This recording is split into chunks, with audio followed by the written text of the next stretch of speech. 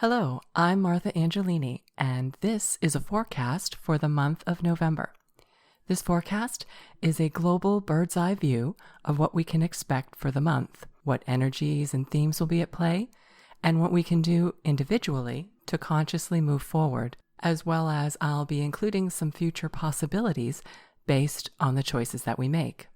One of the themes or energies that we'll be experiencing is revelation. We are on a path that has been building and gaining speed towards a tipping point. The tipping point will jolt us into this place of revelation. The group I download from used the word revelation specifically. Actually, what they said was, after the tipping point, we will feel the chaos of revelation. The use of that word is significant because revelations tend to be about deep spiritual truths coming to the surface. Truths that we don't necessarily want to see, but are brought into the light.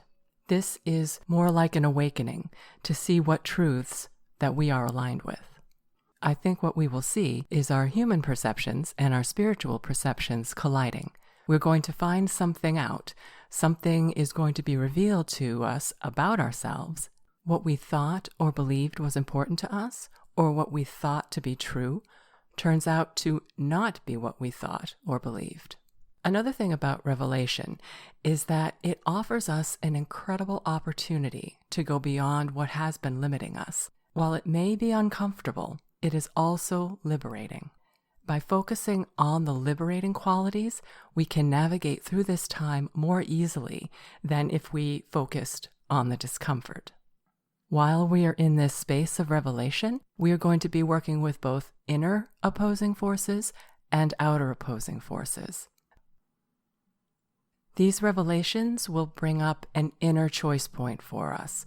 Do we go back to an old, comfortable known, or do we step forward into an uncomfortable new? We are dealing with the opposing inner forces of choosing fear or choosing faith. These revelations will bring up that choice where we're going to be asked to choose between fear, which would be to reject what we learn and stay with the old understanding or perceptions, or choose faith, which is to accept these new ways of seeing, these new perceptions. It's worth noting that the group said that we are already partly in this uncomfortable new. The uncomfortable new that we can choose is about relationships, coming together, healing divisions. We can choose to see others as unique human beings and not as the opposition. This is about being able to accept the uniqueness and differences of others, letting go of animosity. Others we don't agree with aren't the enemy. They are allies who are not the same. Along with these inner forces bouncing us between fear and faith, connection and disconnection, we will also encounter external opposing forces. There will be those who are looking to unite and those who are looking to divide. However, what unites and what divides won't be that obvious. I'll discuss that a little bit more in a theme further along. Another theme that will be at play is the balance of power. We will be experiencing a shift in the balance of power. This change cannot come from the top down or from outside of us. It won't involve groups, institutions, or organizations. This is, in fact, the comfortable old. One of the key aspects of this is that each of us need to individually choose to accept what we learn from our revelations and begin that process of healing divisions. Inner creates outer in this instance, as in all instances. It's an individual choice, not a collective choice. However, our individual choices will then be reflected in the outer conditions. If we want to change the outer conditions, we need to each make our own individual choices, not top down, bottom up, not outside in, inside out. This is significant because if we make these individual choices, the balance of power shifts from the few to the many. Intermingled with all of this is paradox, which is another theme that we're going to be experiencing this month. What makes me think that these revelations are about human and spiritual perceptions colliding is that we will need to turn what we think we know on its head. We know we are working with spirit when we get guidance that makes absolutely no sense to our human mind or our human perception. We will be asked to connect and unite, and we want to do that, but we need to be careful because it will not look like we expect. What looks like it will unite and connect will divide, and vice versa. Uniting or connecting usually means coming together under a common belief. If the common belief that unites is about being of a like mind, then that belief is too narrow and will divide. A belief that everyone is a human being and should be granted that decency is a broader belief and will connect or unite. This is where it will be important to take the spiritual perception. The fear or faith choice that we need to make is whether we choose fear or faith in humanity. We need to lean into the discomfort of reaching out when the tendency will be to isolate or congregate around similar limiting beliefs. Isolation or dividing along ideologies will promote fear. It will reduce the quality of humanity to its basest instincts.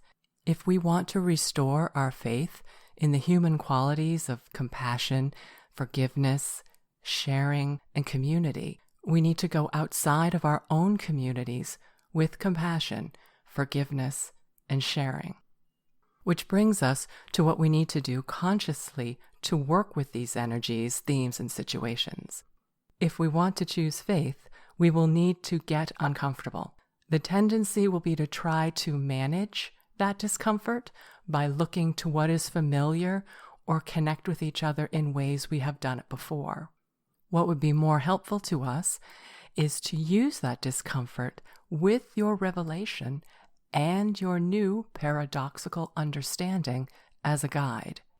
If you used ideas or groups or institutions to connect you to others, and that is comfortable, maybe connecting one-to-one with each other as individuals with a shared humanity would be an opposite or paradoxical way to go about things. As you reach out with the intention of authentic connection, it will become easier. And as I said earlier, if you focus more on the liberating qualities of where you are moving towards, the discomfort of doing something very different will become a little easier. Now I want to talk a little bit about possible outcomes depending upon what we choose as individuals. If we choose faith and accept the revelations and get uncomfortable, the balance of power will shift. It goes more towards egalitarian sharing. Issues that seemed insurmountable are more easily solved. Movement increases. Trust starts to build. A more balanced tension will exist between opposing forces. The opposing forces will still be there as they need to be, but they will be in better balance with each other. It allows for a more balanced and less fraught world. The pendulum will swing, but less dramatically. If we choose fear, we'll continue on the path that we are currently on, and the pendulum swings will become more dramatic, shaking us up even further with the possibility of a tower moment. Remember, every one of us has to make that choice between opposing forces within ourselves, between fear and faith, and any changes we make change the outcomes, however small. Each choice, whether for fear or faith, casts an energetic vote, and it's not a winner-take-all proposition. If only one person chooses faith and everyone else chooses fear, the outcome will be less dramatic. Within these two polarities, there are numerous possibilities that can happen. It's not all or nothing. We'll be moving along a continuum between these polarities. Our choices bring us more towards one or the other. In this case, towards fear or towards faith. Thank you so much for listening. If you found this helpful, please give it a like and subscribe. And also, please share it around.